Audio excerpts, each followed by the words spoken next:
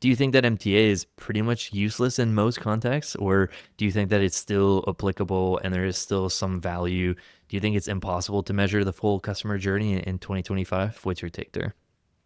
Yeah, so in my opinion, MTA still has its own place. And like if I compare it to anything that exists on the market, it's still the most like business applicable approach, because there are many like scientific methods. There are many like geo holdout testing, MMM, other like really scientific approaches where you take math, where you take a lot of data, you go to the lab, you make some tests. But when you try to apply this to real world business, usually it's not applicable. Take geo holdout testing, right? It sounds like a nice idea, just showing your ads in like, for example, 50% of states, and continue running your ads in the rest and just measure the uplift. But for some businesses, this is like losing $1 million, $2 million during the test. So would you be willing to run a test that's going to cost you $1 million? And another pitfall here, that you won't be able to run a geo holdout test for one small campaign, because geo holdout test has such a thing as minimal detectable effect. And usually, like even for United States, with the diversity of different states and cities, it's around 5%. By 5%, I mean that the channel should contribute towards at least 5% of total revenue of the company. So you, by withholding like your ads, and if your ads are truly incremental for at least 5%, you're going to be losing 5% of your total revenue. So like the same with MMM, like mathematically everything works fine, but when you apply it in reality, there is no way to test it. You just see some numbers and there is no way to test it. For example, it shows that TV brings you like millions of dollars. How are you going to validate this?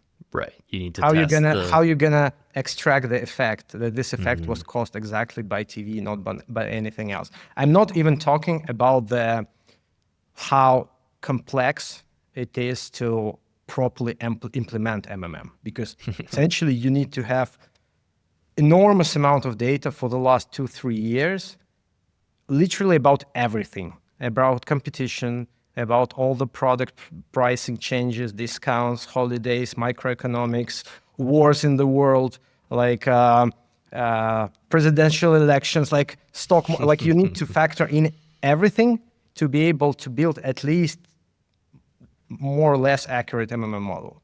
And of course, like for companies like Coca-Cola, probably this is the only methodology that they can use to somehow evaluate. But when it comes to like D2C brand or software service startup or any like lead generation business, like MTA still is the most applicable business-wise methodology that can be implemented here, but you need to know nuances. You just need to know that this methodology cannot be applied cross-channel. You cannot measure your upper funnel campaigns the same way as you measure your lower funnel campaigns. You just need to know nuances, but you still can compare your lower funnel campaigns to lower funnel campaigns, mid funnel campaigns to mid funnel campaigns.